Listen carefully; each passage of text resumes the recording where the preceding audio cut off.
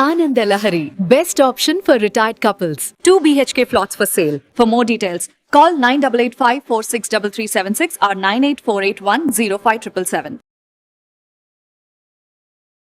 Welcome to Suman TV.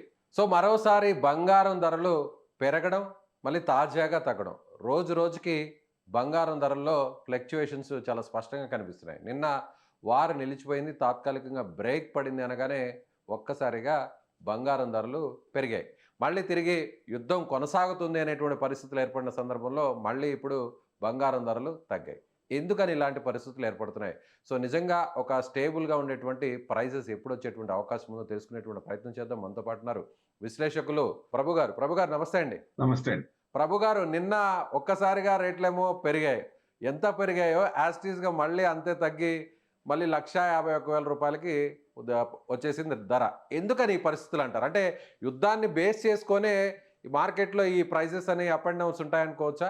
అంటే పెద్ద moments లేవు కానీ 331 పాయింట్స్ ఎక్స్చేంజ్ లో 331 పాయింట్స్ మైనస్ ఉంది. సిల్వర్ అయితే 3,300 పాయింట్స్ మైనస్ లో. అంటే ఈ మధ్య కాలంలో మార్కెట్ పెరుగుతున్నప్పుడు పెరుగుతుంది, మార్కెట్ తగ్గుతున్నప్పుడు తగ్గుతుంది.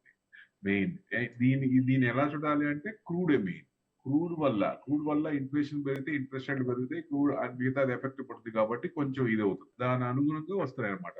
సో ఇప్పుడు మామూలుగా అయితే అసెట్ క్లాస్ ఈక్విటీ తగ్గినప్పుడు గోల్డ్ పెరగాలి, కొంచెం మార్జిన్స్ కోసం అటు వెళ్తారు కాబట్టి అటు ఇది అవుతుంది. సో ఇప్పుడు పడినప్పుడు ఏమో పడుతోంది అన్నప్పుడు ఎందుకు అంటే ఎక్కడైతే కంట్రీస్ కరెన్సీ డీవాల్యుయేషన్ అవుతుందో వాళ్ళకి ఈ క్రూడ్ పెరిగినందువల్ల కానీ ఆ ఎఫెక్ట్ వస్తుంది, ఇబ్బంది వస్తుంది. ఆ ఇబ్బంది నుంచి ఇదివరకు ఏం చేసేవాళ్ళు, డాలర్స్ అమ్మేవాళ్ళు, డాలర్స్ ఇప్పుడు గోల్డ్ అమ్ముతున్నారు. సో రష్యా అమ్మింది, కజకిస్తాన్ అమ్మింది, లేకపోతే ఇంకా వేరే టర్కీ అమ్మింది. టర్కీ ఎక్కువ అమ్మింది, 70 టన్స్ దాకా అమ్మింది. రష్యా అయితే 8 టన్స్ దాకా అమ్మింది. అట్లా కొంచెం అందరూ కూడా రష్యా అంటే వార్ నడిపించాలి, డబ్బులు లిక్విడిటీ కావాలి. సో వాళ్ళు చిన్నగా మొన్నటి దాకా లేదు, ఇప్పుడు కొంచెం చిన్నగా గోల్డ్ అమ్మటం మొదలుపెట్టారు. ఎందుకంటే డాలర్స్ తగ్గించుకున్నారు కాబట్టి. ఈ రీసెంట్ గా తగ్గించుకున్నారు, దాని నుంచి బయటకు వచ్చి ఎక్కువ దీన్ని పెట్టుకున్నారు, అది అనుకోవచ్చు. అంటే అందుకనే మార్కెట్ పెరుగుతున్నప్పుడు కూడా వాళ్ళు ఏం చేస్తారు, లోలో ఉన్నాయి కాబట్టి ఈక్విటీతో పాటు మెటల్స్ బూలియన్ మార్కెట్ కూడా బయింగ్ లో వస్తాం. So that's the difference. ఇది ఎప్పుడు సెట్ అవుతుందంటే క్రూడ్ సెట్ అయినప్పుడు, ఈ స్ట్రైట్ ఆఫ్ హార్మూజ్ ఓపెన్ అయినప్పుడు. స్ట్రైట్ ఆఫ్ హార్మూజ్ ఓపెన్ అవ్వాలి అంటే ట్రంప్ ని ఎట్టి పరిస్థితుల్లో నమ్మలేము. ఇప్పుడు సెటిల్మెంట్ అంటే ఎట్లా చూడాలి, ఇజ్రాయెల్ ని కలుపుకొని ఇద్దరు కలిసి ఒక కంబైన్డ్ స్టేట్మెంట్ వచ్చి అవుట్పుట్ సారాంశం రావాలి. అసలు యుద్ధం ఎవరిది, యుఎస్ది కాదు, వాళ్ళిద్దరిది యుద్ధం ఎప్పటి నుంచో ఉంది. కానీ ఈ మధ్యలో జాయిన్ అయ్యి దాన్ని యుద్ధం స్టార్ట్ చేసింది ఆయనే, ఆ ఎస్కలేషన్ చేసింది ఆయనే, తగ్గించింది ఆయనే. మరి ఆయన కోపం వస్తుంది కదా. సో ఆయన ఏమన్నారు, డైరెక్ట్ గా లెబనాన్ కొట్టేశాడు. ఇప్పుడు కొట్టేదానికి వాళ్ళు మీరు అగ్రిమెంట్స్ కి ఒప్పుకొని అగ్రిమెంట్ తర్వాత సీజ్ ఫైర్ తర్వాత మీరు అటాక్ చేస్తారనే ఉద్దేశంతో వాళ్ళు కూడా రిటాలియేట్ చేసి స్ట్రైట్ ఆఫ్ హార్మూజ్, వాళ్ళకి అస్త్రం అది కదా, బ్రహ్మాస్త్రం అదే, ఇరాన్ కి బ్రహ్మాస్త్రం స్ట్రైట్ ఆఫ్ హార్మూజ్.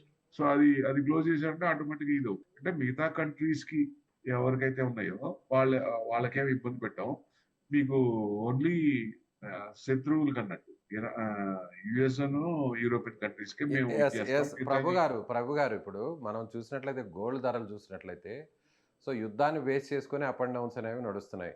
సో ప్రస్తుతం ఉన్నటువంటి పరిస్థితుల్లో తిరిగి యుద్ధం కొనసాగుతుంది. సో ఇంకా కూడా గోల్డ్ ధరలు తగ్గే అవకాశం ఉందా? ఎంతవరకు తగ్గుతాయి? అంటే దాదాపు 1,30,000 అని కొంతమంది, లేదు 1,00,000 రూపాయలు కూడా ఇంకా పడిపోతాయని కొంతమంది, ఇలా రకరకాలుగా మాటలు చెప్తున్నారు. ఒకవేళ యుద్ధం తీవ్రమైతే, సో ముందుగా ట్రంప్ చెప్పినట్టుగానే ఇరాన్ని వదిలిపెట్టే ప్రసక్తే లేదు అని చెప్తున్నాడు కాబట్టి మళ్ళీ కూడా స్ట్రైట్ ఆఫ్ హార్మూజ్ ఓపెన్ చేయకపోతే, సో తీవ్రంగా భయానకంగా జరిగితే సో ఇంకా ధరలు ఎంతవరకు పడిపోయే అవకాశం ఉందంటారు? అది ఫ్రస్ట్రేషన్ లో వచ్చే మాట.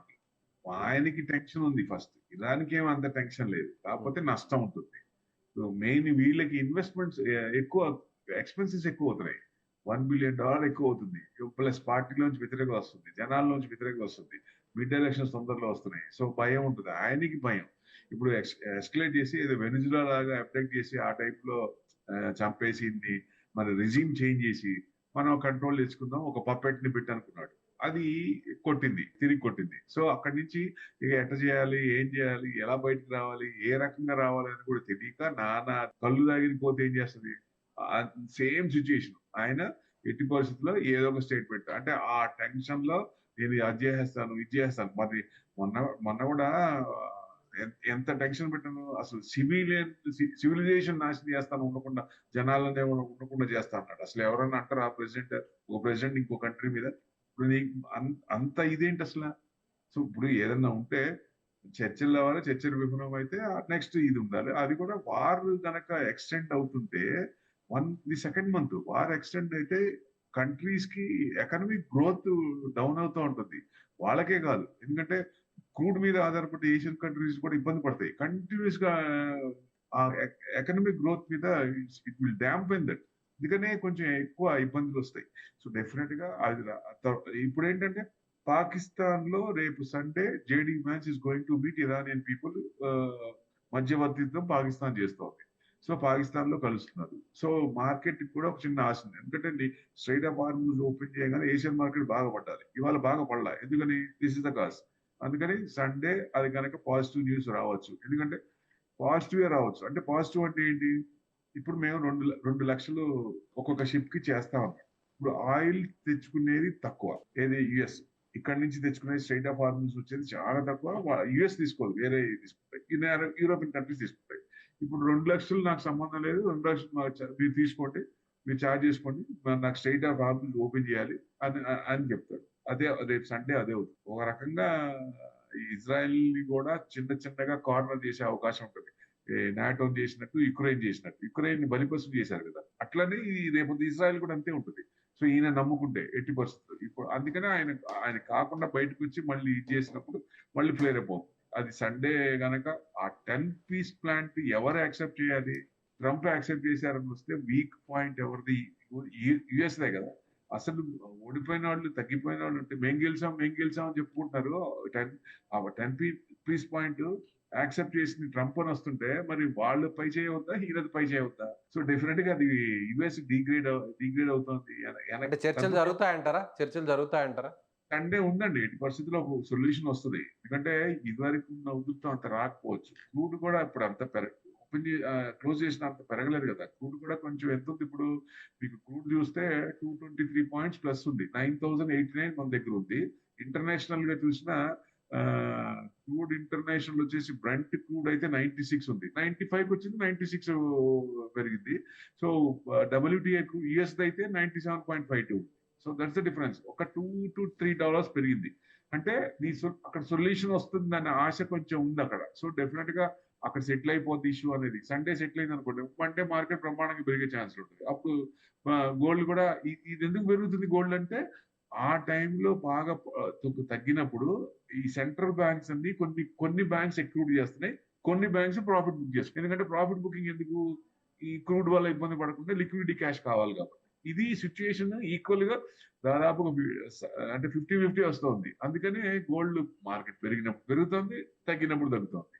సో ఎప్పుడైతే క్రూడ్ సెటిల్ అయిందో అప్పుడు యాజ్ ఈస్ ఒరిజినల్ పొజిషన్ వస్తుంది. ఈక్విటీ తగ్గినప్పుడు గోల్డ్ కొంచెం పెరిగే ఛాన్స్ ఉంటుంది. ఈక్విటీ పెరుగుద్ది అనుకుంటున్నాం కాబట్టి గోల్డ్ కొంచెం కిందే ఛాన్స్ ఉంటుందని బలంగా చెప్పొచ్చు. అంటే ఎంత బలంగా అంటే లీస్ట్ గా ఎంత తగ్గచ్చు? ఒకవేళ పెరిగితే హైయెస్ట్ గా ఎంత పెరగచ్చు? 1,10,000 నుంచి 1,20,000 హైయెస్ట్ పాయింట్ చెప్పలేమండి. ట్రంప్ మనసులో ఏముందో మనం చెప్పలేము. ఇప్పుడు గ్రీన్లాండ్ ఇష్యూ మళ్ళీ మొదలు పెడతా అని చెప్తున్నాడు ఆయన, డిక్లేర్ చేశాడు ఆయన. మళ్ళీ క్యూబా ఉంటుంది. సో క్యూబాని ఆల్రెడీ మన కొన్ని కంట్రీస్ అట్లా ఇది చేస్తా 5 కంట్రీస్ ఉన్నాయి కదా, వాటి అన్నిటి మీద చేస్తాడా లేకపోతే ఏం చేస్తా, తగ్గుతారా అనేది ఇంపార్టెంట్. ఆయన మనసులో ఏముంది చెప్పలేము కాబట్టి జియో పొలిటికల్ అన్సర్టనిటీ ఉన్నప్పుడు గోల్డ్ కొంచెం పెరిగే ఛాన్స్లు ఉంటాయి.